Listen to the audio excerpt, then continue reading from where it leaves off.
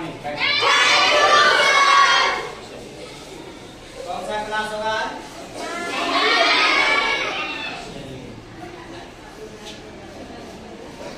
Math का class होगा। Math में क्या पढ़े थे? ज्यामिति, है ना? ज्यामिति, आकृतियों की समझ। बहुत सुंदर। इसमें से हम लोगों ने रेखा, रेखाखंड,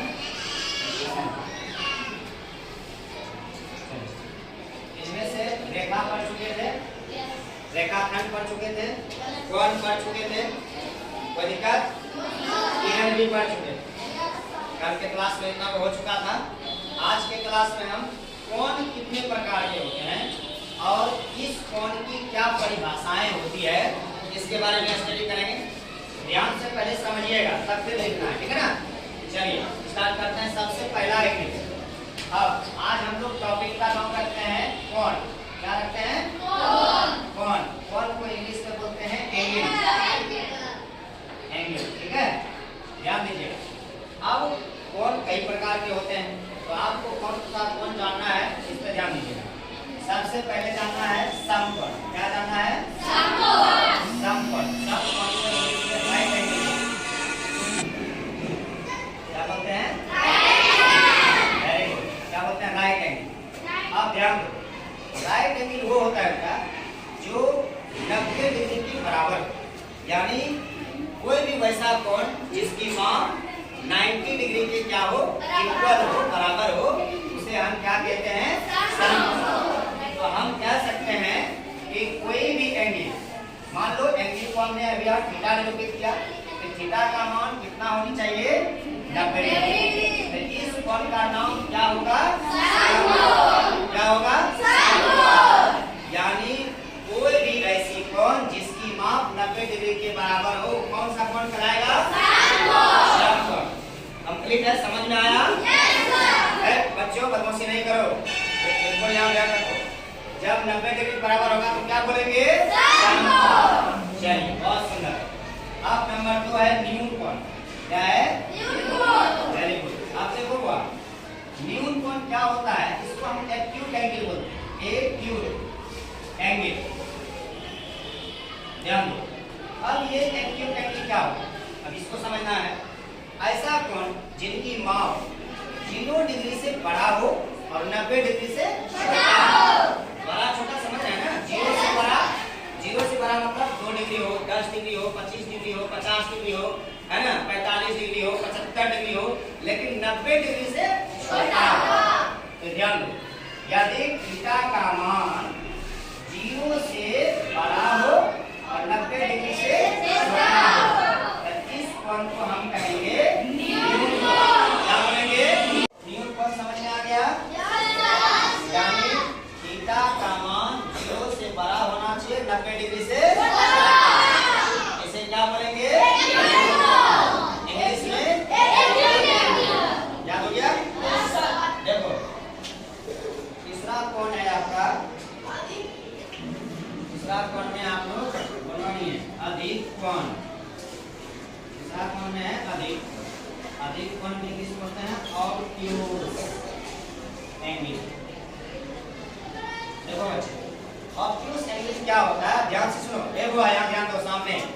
ऑब्ट्यूज एंगल मतलब कि ऐसा कोण जिनका माप 90 डिग्री से बड़ा हो, 180 डिग्री से छोटा हो।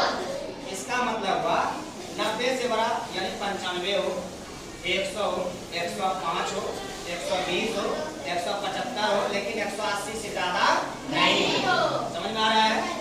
तो हम कहेंगे कि भाई 90 डिग्री से बड़ा हो कोण थीटा और 180 से छोटा हो। इस कोण का एक नया नाम है। क्या नाम है? अधिक कोण। क्या नाम है? अधिक कोण। अधिक कोण को इंग्लिश में ऑब्ट्यूज एंगल कहते हैं। क्या कहते हैं? Obtuse angle. समझ में आया? नहीं आया? अच्छे समझ में आया ना? हाँ, वेरी गुड। अब देखेंगे क्वेश्चन नंबर ए, कोण नंबर 4। देखो एक बार सब समझो। चौथा नंबर कौन है? चौथा नंबर कौन है? ऋजु कोण। क्या है? ऋजु कोण। ध्यान दो, रीजू कौन होता है? ऐसा कौन जिसकी माप 180 डिग्री क्या हो? 180 डिग्री। जिस प्रकार से हमने 90 डिग्री में क्या कहा? भाई थीटा का मान 90 डिग्री होगा तो कौन सा कोण होगा? समकोण। कौन सा होगा? समकोण। और थीटा का मान 180 डिग्री होगा तब कौन सा कोण होगा? ऋजु कोण। कौन सा होगा? ऋजु कोण। कौन सा होगा? ऋजु कोण। ध्यान दो यहाँ, ऋजु कोण। उसके बाद देखो, उसके बाद 8वां नंबर में हमने पढ़ा भाई पूरक कोण क्या होता है, ये समझना। पूरक कोण, देखो पूरक कोण का 3 नाम है। कितना नाम है? 3 नाम। पूरक कोण के कितने नाम हैं? 3 नाम। पूरक कोण के कितने नाम हैं? 3 नाम। Very good. अब देखो पूरक कोण का 3 नाम है। अब ये तीनों नाम क्या क्या है ध्यान। पूरक कोण को ही हम कह सकते हैं कोटि पूरक कोण। क्या बोल सकते हैं? कोटि पूरक कोण। हाँ सोचो, एक पूरक कोण को ही क्या बोलते हैं? कोटि पूरक। या लंब पूरक। क्या बोलते हैं? लंब पूरक। लंब पूरक। एक बच्चों ध्यान दो, जैसे अपना ही नाम घर में स्कूल में तुम लिखाते हो, मान लो कि कुछ अलग लिखाते हो, हाँ मान लो अनिश राज लिखाते हो, घर में तुमको क्या कहता है? अनिश अनिश अनिश करता है, या और भी कोई दूसरा नाम होता है? नहीं, अवनीश अवनीश करता है। तो होता क्या है, एक ही व्यक्ति होते हैं लेकिन व्यक्ति के अलग अलग नाम होते हैं। उसी तरह से एक ही परिभाषा है पूरक कोण का भी, कोटि पूरक का भी, लंब पूरक का। ये तीनों कोण का एक ही परिभाषा है। क्यों? क्योंकि तीनों का एक ही नाम। समझ गए ना? इंग्लिश में कहें एक ही बार शब्द का नाम हो जाएगा कम्प्लीमेंट्री। Complementary, complementary angle.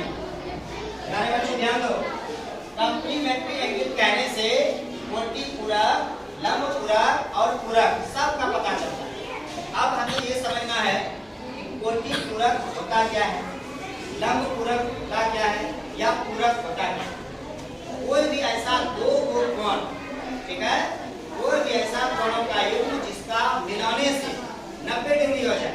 जैसे मान लो एक कोण है ए, एक कोण है बी, दोनों मिलाएंगे 90 डिग्री होगा, होगा ना? इस कोण को हम कहेंगे पूरक। यानी किसी भी दो कोणों के युग्म को जोड़ने पर यदि 90 डिग्री आता हो हम उसको कौन सा कोण कहेंगे? पूरक। ध्यान दो, क्या कहेंगे? पूरक। पूरक कोण का और नाम क्या है? कोटि पूरक। और नाम क्या है? और नाम क्या है? लंब पूरक। समझ में आया बच्चों? Yes sir. हाँ वेरी गुड। अब देखो, यदि हम बात करें अब समपूरक, ध्यान दो, दूसरा होता है समपूरक। कौन सा होता है? समपूरक कोण।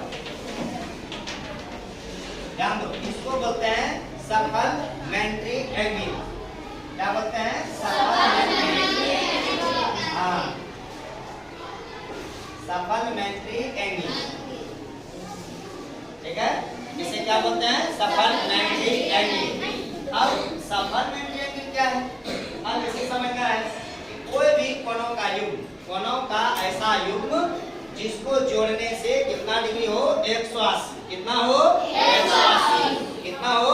180 डिग्री। कोई भी कोण, मान लो कि हमारे पास एक कोण है x, एक कोण है y, दोनों को ऐड करने से यदि 180 डिग्री आ रहा है हम उसे क्या कहेंगे? समपूरक। क्या बोलेंगे? समपूरक। क्या बोलेंगे बुआ? समपूरक। क्या बोलेंगे? समपूरक। किसी भी दो कोण को जोड़ने से 180 यदि आता है समपूरक, और 90 यदि आता है तब पूरक। 90 यदि आता है तब पूरक। 90 यदि आता है तब पूरक। 90 यदि आएगा तब पूरक। छाबो कोण को आपने समझा अच्छे से? Yes sir. चलिए चेक करते हैं, पूछ के तब दिखाएंगे। चलिए जरा चेक कर लेते हैं। कोई गलत नहीं बोलिएगा, प्रयास करिएगा, जो समझे हैं सही जवाब दे देगा। चलिए उधर से विनीता खड़ी होइए, श्वेता खड़ा हो। चलो श्वेता, तुमको बताना है, पहला क्वेश्चन है तुमसे, यदि थीटा का मान 90 डिग्री के बराबर हो तो कौन सा एंगल होगा? समकोण। राइट है जी? बहुत बढ़िया, समकोण होगा। बहुत सुंदर। चलिए दूसरा क्वेश्चन है आपसे, यदि थीटा का मान 180 डिग्री के बराबर हो तब कौन सा कोण होगा? हाँ, 180 डिग्री के बराबर हो। चलिए इधर तो बता सकते हैं कौन सा? ऋजु कोण। Madam clapping.